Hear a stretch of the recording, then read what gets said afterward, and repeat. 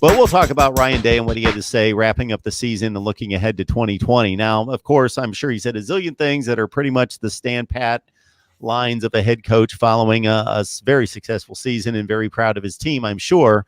But anything that stands out as being unique or different? I don't know if I would say anything was really that unique. A lot of coach speak there. I mean, he did talk about directly after the game about being angry, and he mentioned on Wednesday that the anger is past. But I think that's going to still be compartmentalized and used at the right time there. I found it very interesting when he was asked about Chris Olave. I mean, obviously, Chris Olave was the guy that broke off his route on that final drive that ended up leading into the game-sealing interception. And he said that Chris he didn't eat solid food for a couple of days, it appeared. But the team really rallied around him. I think that the Buckeyes are going to be in good shape going into spring football.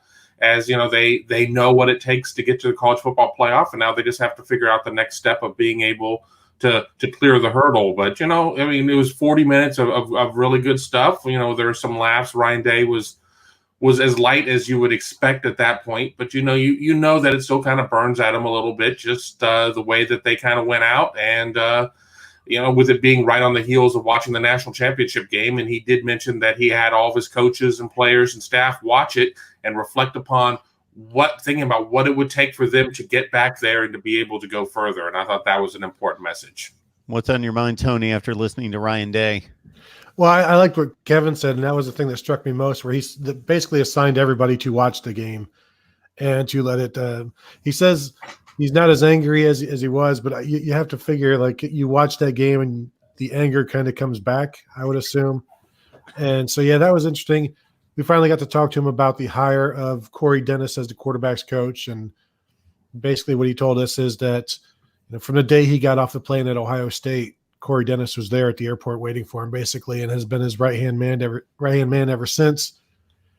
And, it's a pretty important job being quarterback coach at Ohio State. So, yes, this is Corey Dennis's first position job ever, basically, and it's not like Ryan Day would entrust him to that if he didn't think he could do it.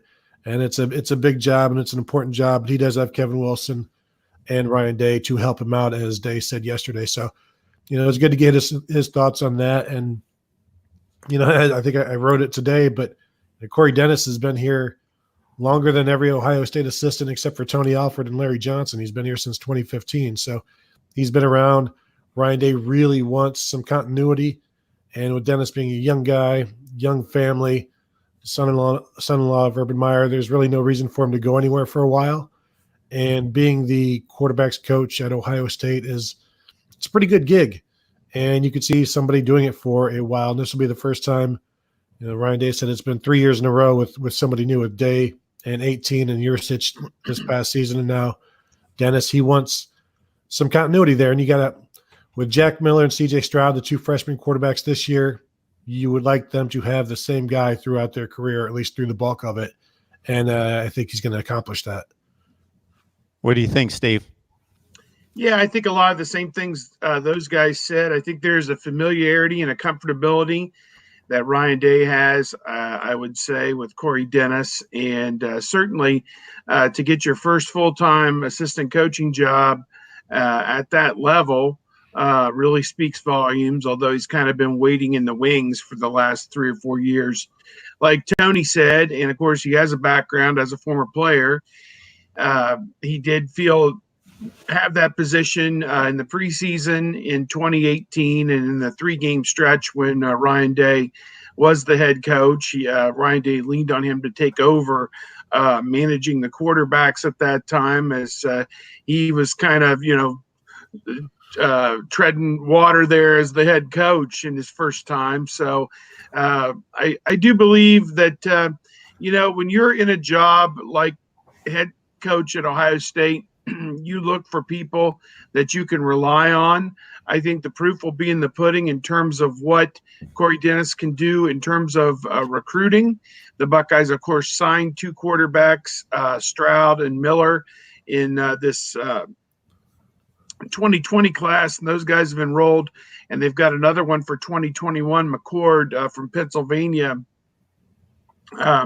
He's lined up right now, and we'll see how Corey Dennis does in building that relationship and making sure that he signs on the dotted line in a year. And all of us have our recruiting analysts on the various sites, and I see the word quarterback popping up quite a lot. So the Buckeyes are going to continue to recruit quarterbacks to get somebody in there. It's obvious, unless something crazy happens, that this will be Justin Fields' last year at Ohio State. Coming up in 2020, he would be eligible to go to the NFL draft in 2021.